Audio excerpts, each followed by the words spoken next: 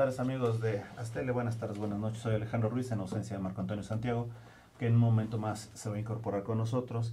El día de hoy vamos a platicar de un tema, yo creo que demasiado interesante, no solo para los ahorradores en México, sino yo creo que para los ahorradores en el mundo, las economías y pues para todos. Todos dependemos del efecto económico que están pasando en varios aspectos. Y el primer fenómeno económico del que me voy a referir con el invitado, Álvaro Torre Prieto. Gracias, Álvaro, por estar aquí. La primera, ya voy a entrar de lleno. Sale. Hace 15 días más o menos, decisión populista o no, pero lo cierto es que Inglaterra escuchó al pueblo y tuvo a bien o a mal, lo definirá eso la historia, salirse de lo que es el mercado común europeo. El famoso Brexit. Bueno, yo creo que es uno de los temas que hoy en día va a tomar mucha fuerza y en lo futuro aún más por lo que implica este cambio. Desafortunadamente el Partido Conservador, que fue el que promovió y cuyo dirigente ya renunció, Bueno, y ya renunció el dirigente, el presidente, para empezar, y ya renunciaron los dos siguientes de él, que no quieren seguir a cargo o luchar por la presidencia, o para ser primer ministro en Inglaterra. Y esto es un juego de engaños que se le hizo a la ciudadanía inglesa y del Reino Unido. Pero si quieres empezamos con eso. O sea, ¿cómo surge lo del el referéndum? O sea, hace 2 años el primer ministro, para llegar a ese puesto, ofrece que se haga un cambio en la estrategia del mercado interno inglés, porque estaban siendo muy, muy golpeados por la parte de las finanzas y por la parte del empleo. Entonces dicen, vamos a salirnos y buscaban de alguna forma un acuerdo como el que tiene Noruega. Noruega no está dentro de la Comunidad Económica Europea. Ellos están dentro, pero están fuera. O sea, no tienen voz. Tienen voto, no tienen voz. O sea, tienen voz, mas no tienen voto. Pero no juegan mucho en las reglas. O sea, en la parte de migración, pero sí juegan con la parte de las cuotas. Y los ingleses lo vieron como un mecanismo muy sencillo de que podemos salirnos, pero estar adentro. Y pensaron que iban a manejar las cosas y la situación, la realidad es que no le salieron bien así. A nuestro primer ministro David Cameron, que cabe mencionar que desde diciembre del año pasado y en enero del 2016 se lanzó a una cruzada con los 27 países restantes, en los cuales fue a negociar una serie de acuerdos en los cuales ellos querían bajarle sus cuotas de aportaciones, reducir al cero la movilidad en cuanto a al trabajo, querían cerrar fronteras, o sea, querían el mercado de comercio, pero cerrando fronteras a la parte laboral. Creo que ahí fue su error. Los ingleses, tal y como ha sido siempre, muy, muy fuertes en su decisión. Les faltó, yo creo que visión de largo plazo a Cameron, en el sentido de decir, la Merkel va a doblarse y va a aceptar todas las cosas y condiciones. Negoció con 7 países, en principio estaban de acuerdo en que jugara un papel como Noruega, pero se reúnen los 3 grandes, que son Alemania, Italia y Francia. Y le dicen, no, momento, no estamos de acuerdo. Esto es salirse de las reglas que acordamos nosotros. El primer acuerdo que no aceptó Inglaterra fue ser parte del euro. O sea, la Unión Económica Europea se crea como todo un grupo, como un bloque, para luchar contra los rusos, por un lado, contra los chinos y contra los americanos. Porque no es solo Estados Unidos, era Estados Unidos y América. Porque Estados Unidos ha tenido convenios con todos nuestros países latinos. Entonces, como somos un frente, y ya se había creado el frente de APEC, recordarás, hace unos 15 años más o menos se inició lo de APEC, entonces Asia-Pacífico, entonces tenían que jugar un papel así estratégico de unirse, y realmente les ha ido, creo que bastante bien en la Unión Económica Europea porque tienen un mercado mucho más grande, que ellos solo negocian con un solo país y no son 28 acuerdos individuales, ¿no? Donde se hace más desgastante las negociaciones, tienen una libertad de trabajo y de movilidad realmente asombrosa, entonces tienen mano de obra barata, y eso es lo que Obama, cuando comenzaron esto de que ya la cercanía del BRICS, dijo, no, no hay problema, o sea, lo van a perder, o sea, va a ganar el que se queden dentro. ¿Por qué? Porque tienen mano de obra barata. Todo lo que está llegando del mercado de Irán, Irak, Afganistán y África, pues eso se distribuye por cupos. Desafortunadamente, pues Inglaterra, Reino Unido es la economía más fuerte, pues asumía el mayor número de inmigrantes, que eso es lo que le preocupaba. Porque es mano de obra barata, sí, pero que trae un problema y un conflicto social muy fuerte, porque traen problemas sociales y religiosos. Entonces, eso es a lo que le estaban temiendo ya ellos, y por eso promueven el BRICS para temperar las cosas. ¿Qué pasa con las elecciones? Quedan 52 a favor de salir, 48 en contra, pero lo peor de todo es un margen tan pequeño con el que quedaron, pero ¿quiénes fueron los que votaron? ¿Qué es lo que hay que preguntarse? Fueron los adultos, que les queda un periodo de vida bastante corto ya en el mercado de trabajo, a eso me refiero, en el mercado de trabajo laboral. Entonces, pues su visión es de 10, 15 años. Cortoplacista. Y espérate, ¿qué pasa con los jóvenes? O sea, hay más de 2 millones de escoceses que se quedaron fuera porque fueron excluidos. Porque fue una de las trampas que hizo Cameron en este proceso.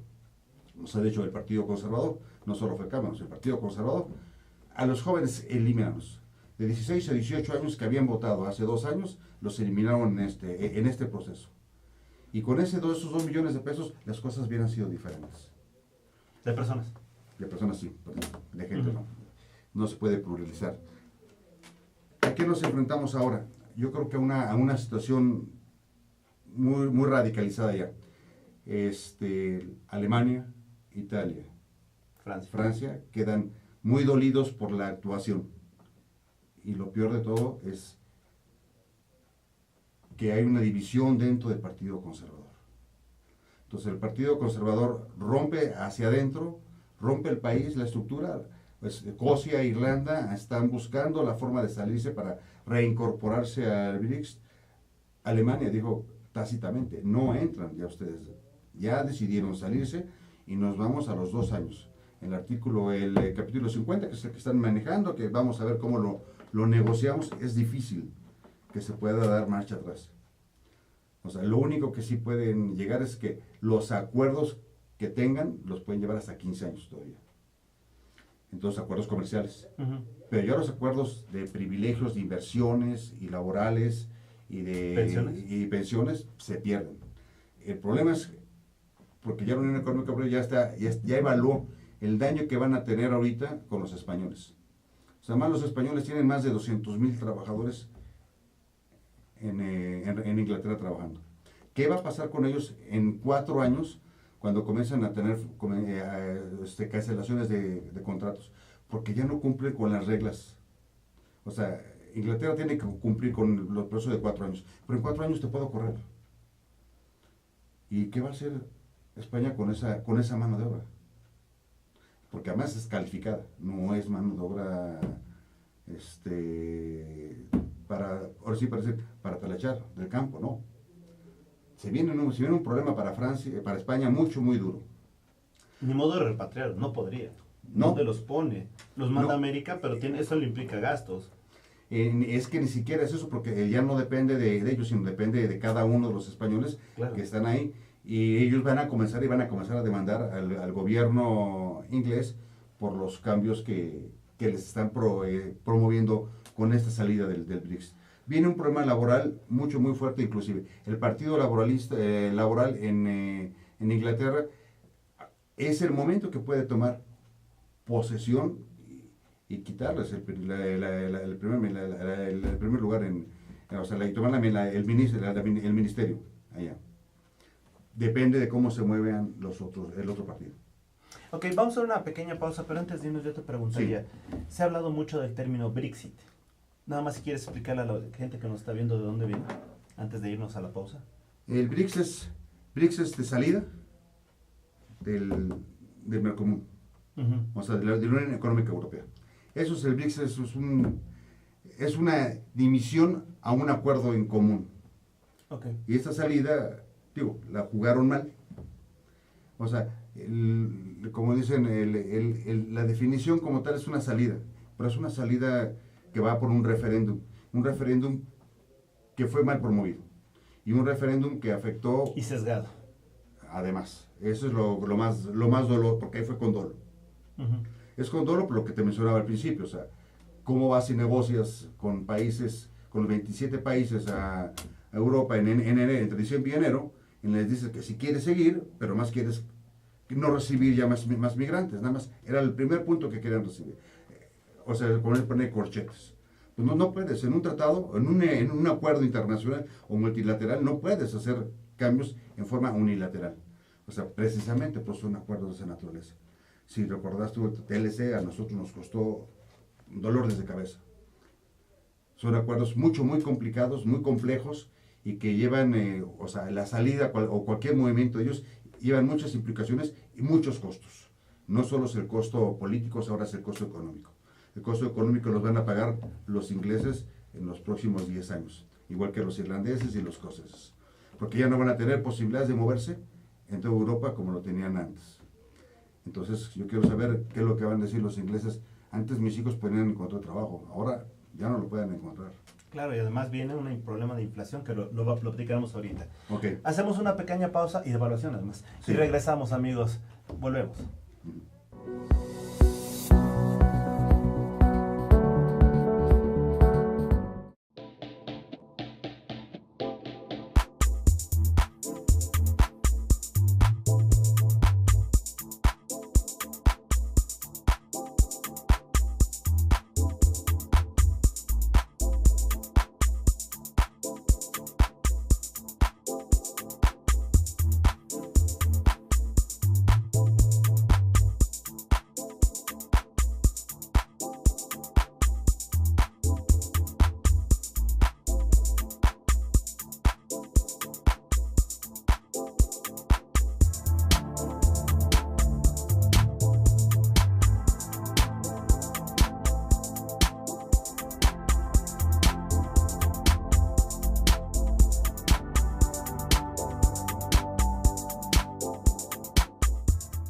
Ruiz Robles, corredores públicos y peritos traductores. Trabajamos para darles seguridad, confianza y un servicio profesional en sus asuntos relacionados a fe pública, valuación, arbitraje comercial, asesoría jurídica y traducciones. Para nosotros lo más importante es su satisfacción, brindándole además la asesoría jurídica necesaria en su negocio, con un equipo de profesionales capacitados para prevenir y resolver situaciones de riesgo en su empresa. Le aseguramos una asistencia profesional personalizada y humana a quien consideramos más importante, el cliente, porque las oportunidades pequeñas son el principio de las grandes empresas.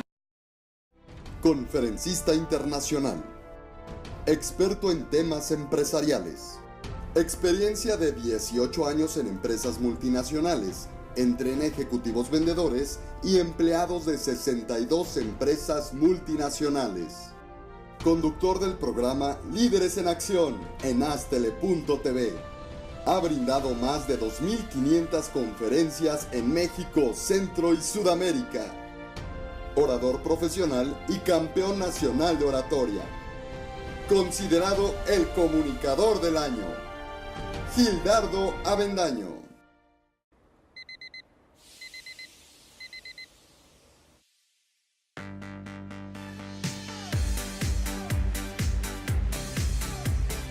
Cuando la vida te pone a sudar, hidrata la vida. Electrolit, científicamente hidratante.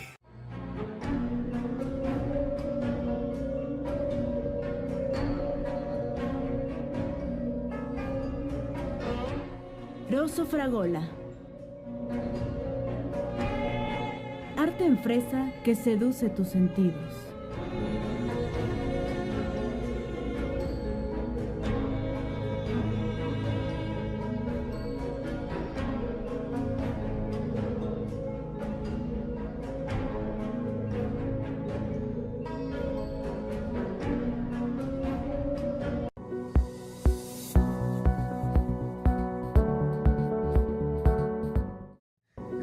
que sí, suena.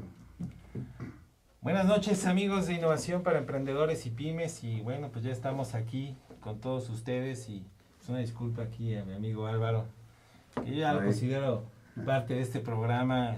No había venido pues, últimamente, pero yo creo que de aquí en adelante hay mucho de qué hablar, ¿no? Tenemos mucha cola donde cortar. Yo creo que si nos lo permiten, aquí estaremos con ustedes acompañándonos.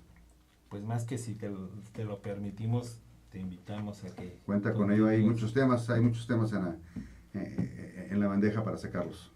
Estoy seguro de eso, y bueno, en el camino venía, pues gracias a las redes sociales y empresariales, está uno en contacto aunque uno no venga, aunque uno no esté aquí, ¿no? Esto del internet hace que nos estemos acercando, y por lo menos lo venía escuchando en el auto, y francamente creo que es un tema, pues lejos que se diga que está de moda, es un tema bastante álgido que está repercutiendo a nivel mundial, y ya lo había yo esbozado en un par de programas anteriores, y realmente creo que estamos prácticamente en una debacle.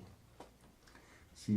Y yo creo que el tema de la Unión Europea siempre había sido visto con ojos de reserva por parte de los británicos, y pues fue complicado su ingreso, y ahora el salirse pues creo que es todavía más complicado, ¿no? Mucho más. Te dejo que continúes, porque ya habías empezado a hablar del Brexit, y Sí, tiene que ver mucho. Yo creo que hay cosas del Brexit que hay que acotar muy, muy importantes. O sea, gracias a Alejandro que estuvo con nosotros para iniciar la plática. Yo creo que no se nos debe olvidar.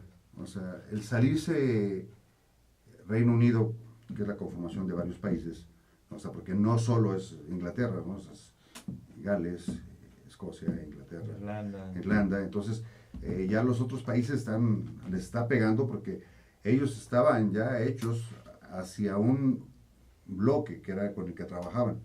Nada más datos así muy cortos, datos duros. El 44% de las exportaciones británicas, nada más hablo de británicas, van al mercado de la Común Económica Europea, que entraban sin ningún acuerdo, entraban como si fueran de casa. Y ellos recibían el 53% de ese mercado. Ahorita no va a pasar nada, pero con el tiempo, los acuerdos, pues les van a poner algún arancel, porque yo creo que la Comunidad Económica Europea les va a tener que poner un castigo por la actitud y la forma en la que se salió. O sea, porque fue un verdadero engaño el que hizo el primer ministro Cameron. O sea, el hablar con 27 países, decirles que no me salgo, pero sí me salgo. O sea, no me salgo, pero si me dejas que no entren conmigo los migrantes, que era el principal punto de desacuerdo que tenían. Exactamente. Y realmente luego jugar hacia adentro de su partido, a su partido conservador, y no permitir que los jóvenes votaran. O sea, está creando un problema interno en Inglaterra, bueno, en Reino Unido ahorita, muy fuerte. Está polarizando la población. ¿Sí? La población se está dividiendo, cosa que no se debió haber permitido. O sea, el primer ministro está para unir y fortalecer, no para dividir. Y ahorita el Partido Conservador, pues a los segundos del Partido Conservador, nadie quiere entrarle a ver quién se queda en su lugar de primer ministro, ¿no? Entonces, el Partido Laboral es el que está jugando un partido estratégico aquí. Ese movimiento puede ser muy peligroso por todas las implicaciones que trae, que habrá que revisar y que evaluar. No traigo mucho material sobre eso, pero habría que hacer una revisión a detalle. O sea, ¿cuál es la tendencia que trae el Partido Laboral y cuáles son las implicaciones con este nuevo esquema que se está viendo? O sea, desafortunadamente, o sea, como se ha dicho por algunos funcionarios mexicanos, que no nos iba a pegar mucho el BRICS. Bueno, o sea, aparentemente no nos iba a pegar el BRICS, como lo dijo el secretario de Hacienda. El peso se fue a 19.70. Ese mismo día declaró un recorte de 35,000 millones de pesos al presupuesto de egresos de la Federación. A ver. Y no nos iba a pegar, ¿eh? Y sacó de la manga incrementos a la gasolina y a los energéticos. Pese a que en diciembre, tanto el presidente como él señalaron que no iba a haber ya incrementos a los gasolinazos. Entonces, bueno, si aparentemente no nos pegó, pero ya tuvimos todas esas implicaciones, nosotros que somos una economía que negocia con Inglaterra solo menos del 1%, pero lo que pasa que se lo dio la Secretaría haciendo es que las monedas son internacionales y el devaluarse la libra 12% ese día nos impactó a nosotros. Sí, así es. Entonces son cosas que hay que ver cómo se van a ir presentando en lo futuro. Puede haber muchas oportunidades para las pequeñas y medianas empresas, que es uno de los nichos que tenemos que aprovechar. O sea, la Comunidad Económica Europea va a comenzar a buscar nuevas alternativas para no comprarle ya a los ingleses en el mediano plazo. Yo creo que ahí para los jóvenes emprendedores puede haber un nicho de oportunidad importante en esa parte. Digo que hay que verle las ventajas, ¿no? O sea, hay que, como dicen, la guerra no es para que nos destruyamos nosotros. Y uno de los puntos que, para finalizar esta parte del BRICS, por los tiempos que estamos un poco acotados ya, yo sí solo quiero comentar y que no se ha hablado mucho, de lo que es el nuevo marco geopolítico que se está gestando. Creo que ese es el punto nodal que debemos de ver, ya qué va a pasar con Inglaterra y Reino Unido, con los acuerdos que logren el BRICS. Yo creo que van a ser marginales para nosotros, ya está, hay que darlo por hecho, ya está fuera. O sea, ya hay el consenso de la Comunidad Económica Europea es que ellos ya no van a poder formar parte, por lo menos en los próximos 8 años. ¿Por qué? Porque los 8 años hay un proceso de estira y afloje, de negociaciones, y en el cual pues, están muy mal parados los ingleses y no tienen elementos para negociar a favor, ahorita. Y yo creo que lo más difícil, y sí hay que verlo con ojos a futuro, es la nueva conformación del marco geopolítico mundial que se está gestando con esta separación de Inglaterra de los europeos. ¿A quién fortalece esta separación? Bueno, obviamente que a los Estados Unidos, porque los Estados Unidos ya van a votar con el voto duro de los ingleses, ya no tienen que recurrir a los ingleses para que convengan a la Unión Económica Europea para que los apoyen. En la OTAN, en el Fondo Monetario Internacional. Entonces se vuelve un juego de hegemonías muy difícil de analizar ahorita, de visualizar cuál va a ser el cambio de este nuevo mapeo, como diría nuestro amigo Liceo Fernández. Entonces, yo creo que ahí es donde tenemos que comenzar a ver cómo se mueven los hilos. Los rusos han trabajado muy bien esta salida del BRICS con la Unión Económica Europea, la van a tener como su aliado. Entonces, pues vamos a tener la conformación de 3 grandes bloques: el asiático, el americano, apoyado por los ingleses, porque no les va a quedar otra. O sea, tiene que recurrir a un aliado, y ese es su único aliado. Y el otro es que los rusos se vuelven a reposicionar. O sea, un error de estrategia política lleva a un cambio geopolítico, creo que bastante difícil. Habrá que tomar las medidas que se vengan en el futuro. Y lo que comentaba con Alejandro, en el corto plazo se viene un desequilibrio muy fuerte en España. En los próximos 2 años, ¿qué va a pasar con esos 200,000 trabajadores que tienen allá? O sea, la permanencia o no permanencia de ellos en sus fuentes de trabajo, porque hay gente calificada, no es gente común y corriente. Creo que sí es de preocuparse. Sí, yo creo, si salen de ahí, ¿a dónde se van, no? Es que no hay mercado. El problema es que las condiciones mundiales, como dice la OSD, no permiten movilidad ya ahorita como antes, ¿no? O sea, en la medida que más te calificas, tu movilidad de trabajo y desempeño se reduce. Entonces, o sea, para la gente que no tiene preparación, sí hay movilidad entre los países. La gente muy calificada, o sea, comienza a tener pocas movilidades, salvo que sea una gente muy brillante o muy bien preparada. Aunque tenga cabida en varios sitios. En varios sitios que hay que buscar. O sea, precisamente tu programa de emprendedores creo que es excelente en ese sentido, que oriente a los muchachos a buscar nichos de oportunidad nuevos. Y creo que hay que comenzarlos a trabajar ahorita que se presente esa oportunidad en el mercado económico europeo. Hay que ver qué es lo que estaba exportando los ingleses. Y hay muy buena manufactura mexicana que se puede trabajar para allá.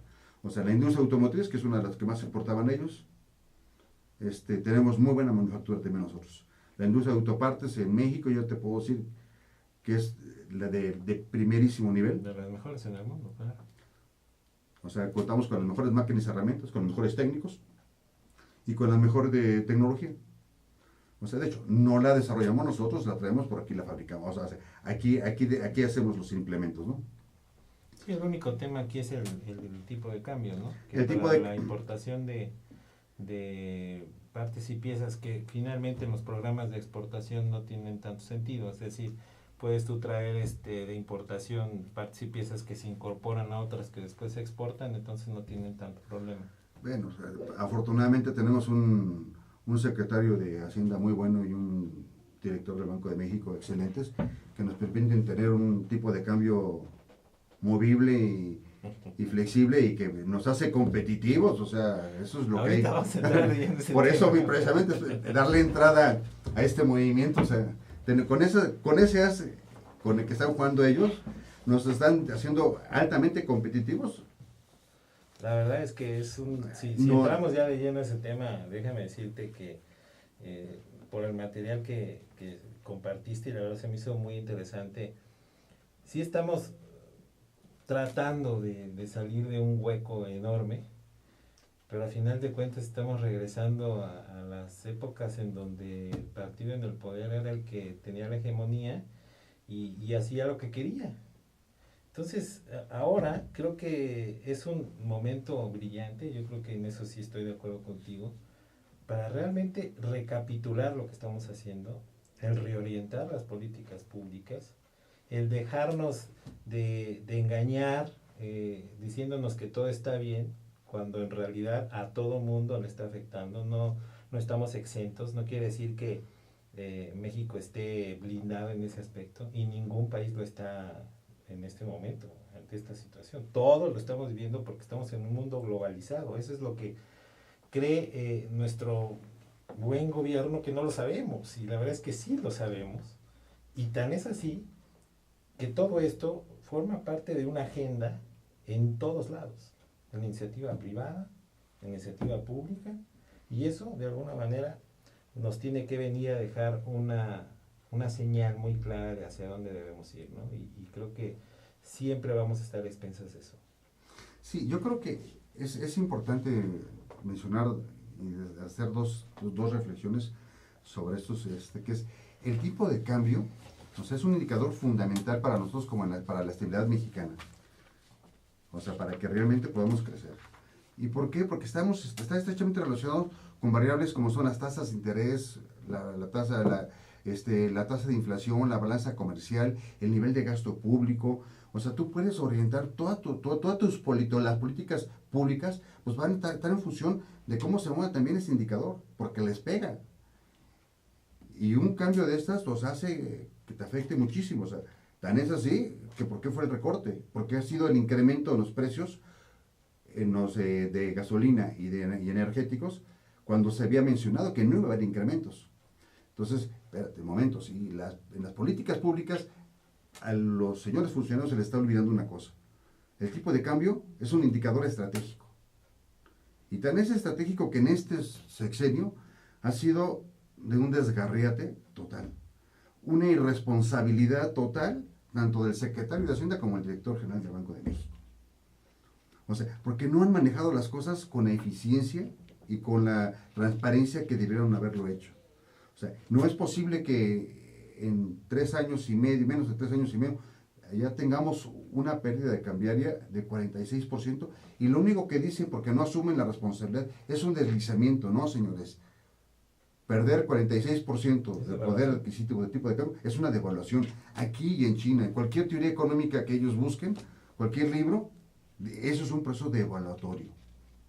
Y es además horroroso. ha venido escalonándose, digo, Sí. desde la época de Ernesto Cedillo, Sí. Vicente Fox, se ha venido... Y es una devaluación diferente a las que se habían presentado en el pasado. O sea, no hay que olvidar, México tiene una riqueza de conocimientos sobre lo que es las devaluaciones. Desde 40 a 75 tuvimos la primera devaluación de 4.85 a 12.50. Pero fueron 30 años. Dices, bueno, okay. Pero luego, a eso le llamábamos el régimen de cambio, tipo de cambio fijo, y estábamos en el periodo estabilizador. En México, que crecía, pero crecíamos hacia adentro. Tenemos cerrado el mercado externo, entonces tú consumías lo que te producían y el precio que te querían vender. No había competitividad, no había competencia. Ambas cosas, porque son dos cosas diferentes. No, por supuesto. ¿Sí? Luego de 71 a 2000, pues se vino un desgarriate bastante singular, porque cambiaron el tipo de cambio, lo metieron a ser flexible, vino las devaluaciones, se cambiaron a 3 dígitos, o sea, nos quitaron 3 ceritos a la moneda, entonces nuestra paridad cambiaria pasó de 12.50 a 9.7 pesos. Tú me dices, es que bajó, no. Sí, pues si le pones los 3 pesos a que lo que había subido, Los 3 ceros. los 3 ceros, pues ya con eso, o sea, no es para las nubes, ¿no? Entonces, los que recordamos en esa época que la vivimos, pues no te alcanzaba ni para nada. Sí, no Periodos de era inflación de bueno. arriba de 150% con Miguel de la Madrid, que realmente fueron tristes, ¿no? Después ya vino un periodo más tranquilo, en 82, la casa del perro, como dicen por ahí, no nos volvieron a saquear, y se dio la primera devaluación fuerte, y después se siguieron movimientos cambiarios, pasamos de un tipo de cambio fijo a uno flexible, a uno restringido, a otro combinado, al dual, que el dual no funcionó. Ahorita tenemos uno libre, o sea, un esquema de tipo libre de cambio, pero acotado, porque apenas se habían abierto las fronteras para que tuvieras tú inversiones en dólares en México de nuevo. El Banco de México, la Secretaría de Hacienda del año pasado decidió, hace 2 años, decidió cerrar las fronteras y ya no puedes tener cuentas en dólares. Solo algunas empresas transnacionales y en ciertas condiciones cuando están en la frontera. Así es. Entonces todos los demás ya nos quedamos con cuentas en pesos. O sea, volvimos un poco al esquema en la época de Miguel de la Madrid. Pero una mezcla. Una mezcla, es un sistema ambiguo, pero las devaluaciones anteriores habían sido porque había una lucha de precios, o sea, nuestras inflaciones eran mucho mayores a las de nuestros competidores y a los mercados con los que concurríamos. Hoy en día nuestra inflación no es tan elevada, o sea, teníamos el año pasado, tuvimos una devaluación de cercana al 3%, en Estados Unidos estuvo una del 0.5%, o sea, 6 veces más, pero era tolerable. Y teníamos un nivel de competitividad bastante aceptado. Tan es así que exportábamos más de 300 mil millones de dólares en un año. Y por otro lado, pues ya estamos curtidos en ese tema. Pero ¿qué pasó? O sea, al Banco de México se le olvidó los principios de la teoría keynesiana. El capital no tiene raíces. Los capitales son golondrinos y se mueven en función de 3 variables básicas: rendimiento, seguridad y convertibilidad. Al hablarles tú de un sistema flexible y que no hay devaluaciones, pues la convertibilidad les comenzó a temer. ¿Por qué? Porque también cerraste la posibilidad de tener cuentas de dólares en México. La rentabilidad, por 4 puntos respecto al mercado americano, pues sí, pero la inseguridad, la inestabilidad del país, o sea, la impunidad con la que ha estado trabajando el actual gobierno, o sea, todos esos ingredientes, si los vas sumando, pues se van volviendo contraproducentes para nosotros. Pero nuestro director del Banco de México, el secretario de Hacienda, desde diciembre del año pasado, comenzaron a meterle semanalmente 200, 400 millones de dólares para el mercado de libre cambio, para controlar el momento de especulación. Se han invertido más de 30 mil millones de dólares. ¿Y dónde estamos? Ya estamos en los 19. Y pasamos de 2 a 19. Entonces, a ver, ¿sirvió de algo esos 30 mil millones? O sea, que se gastaron para medio mantener, pero los capitales golondrinos siguen saliendo. La fuga de capitales sigue dándose. O sea, todos los recursos que vienen del exterior, de los fondos de pensiones y eso, entran a la bolsa. Se depositan los dólares en el Banco de México y se salen. Y se han salido, o sea, si revisas la cantidad de CETES en dólares que se han regresado y que ha tenido que recomprar la TESOFE o el Banco de México, es bestial, ¿eh? Seguro, seguro. Y no han dicho nada de esas cifras el Banco de México, las tienen maquilladas. Tan es así que las tienen maquilladas que el 27 de mayo, cosa curiosa, el Fondo Monetario Internacional otra vez interviene en nuestra economía y pasa nuestra línea de crédito de 67,000 a 88,000 millones de dólares. Bueno, si tenemos 177 más los 80, ¿para qué queremos 270,000 millones de dólares? No, es que la verdad es que no tenemos los 170,000 millones de dólares. Es mentira. Esa reserva es de libro, no es real. Están maquilladas las cifras. Es mi apreciación y eso, digo, tendremos que... O sea, eso haría sentido que hubiera Por eso eso es lo que justifica la ampliación de esa línea de crédito y que se revive, porque nos cuesta, o sea, revivir esa línea de crédito no es de gratis, o sea, tiene sus implicaciones, ¿no? Ahora, ¿qué es lo que va a pasar con esto? Bueno, o sea, la verdad es que la inflación en México la siguen maquillando, aunque algunos compañeros, colegas de nuestra generación y de cuando trabajamos en economía, me dicen que es mentira, que la inflación está bien determinada. Yo quiero que se acerquen y participen en el mercado, en el día a día, y vean que no alcanza. Si vas con 1,000 pesos una semana, a los 3 semanas, con esos 1,000 pesos, ya no alcanza a comprar la misma canasta que compraste. Y te estoy hablando de 1,000 pesos cuando el salario mínimo son 2,200 al mes, ¿eh? O sea, cada 15 días, ¿eh? O sea, sí es preocupante. Y luego nuestro director general del Banco de México en Tamaulipas dice que con 320 pesos puede vivir una familia una semana. Ese está peor que el señor Cordero cuando dijo que con un salario de 8,000 pesos podía vivir una familia. Bueno, pues 8,000 pesos es mucho mejor que 320 pesos, ¿no? Entonces, si me preguntas con quién me quedo, el otro paga mejor. Ni pensarlo, ¿no? Ni pensar.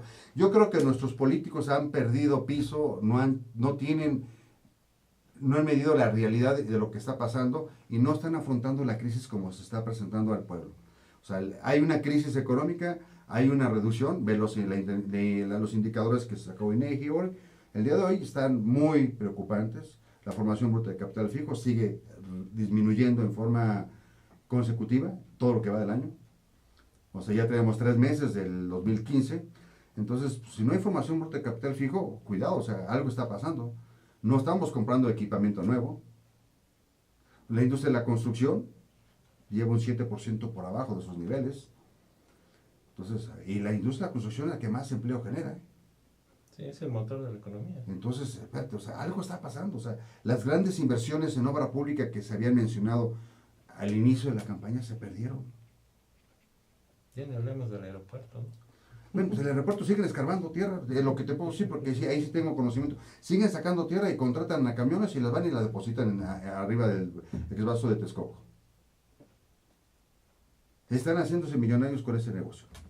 Sí, ahí, ¿Sí? sencillo. Pero son 2 empresas las que están haciéndose millonarios. Y México no vive 2 empresas.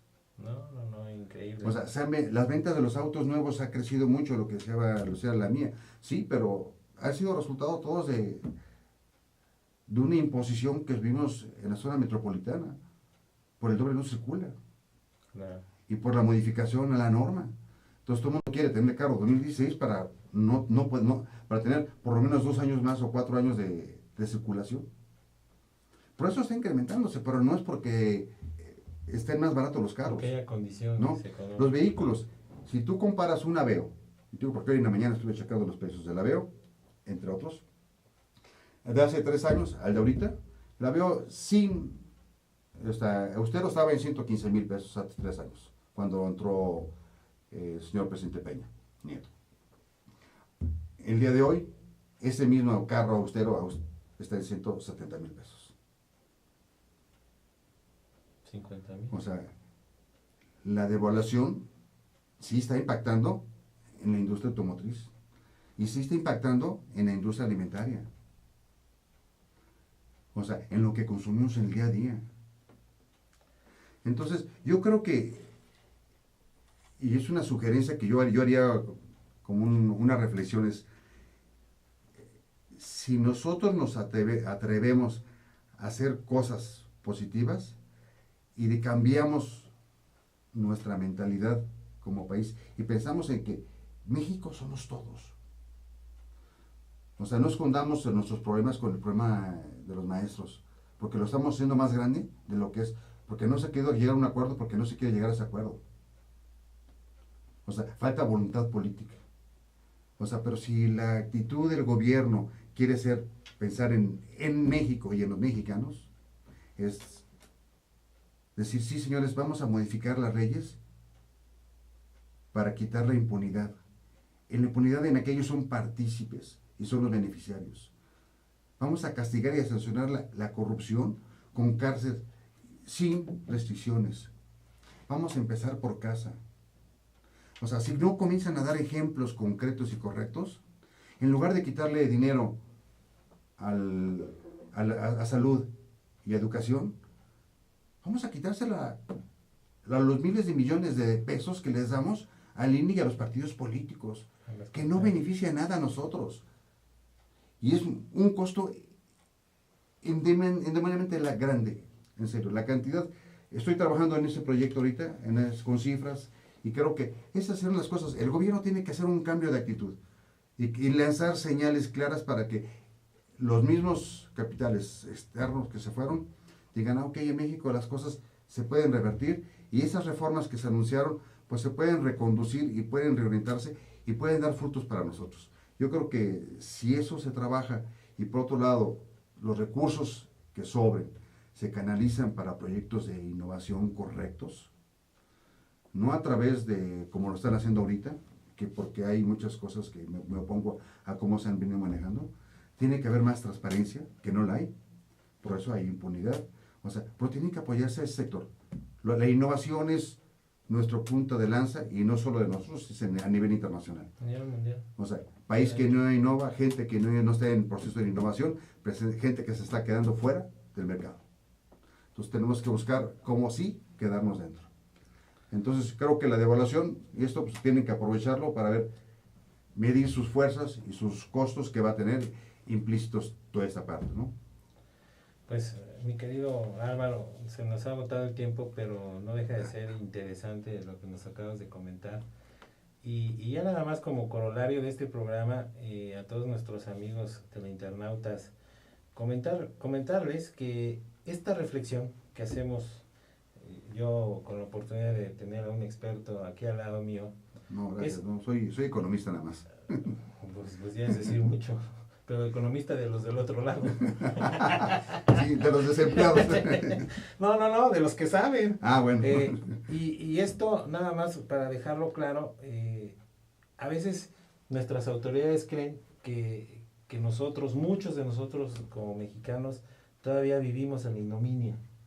Y hay mucha gente, muchísima gente que realmente se está dando cuenta de la situación y que no está, digamos, a expensas de lo que reciba de información. Y yo creo que este programa es justamente eso, el dar esa pauta a quien tiene algo que decir al respecto y que no, la verdad no la tiene solamente una parte. La verdad la compartimos todos y hay quienes la vemos mucho más profunda y otros que no.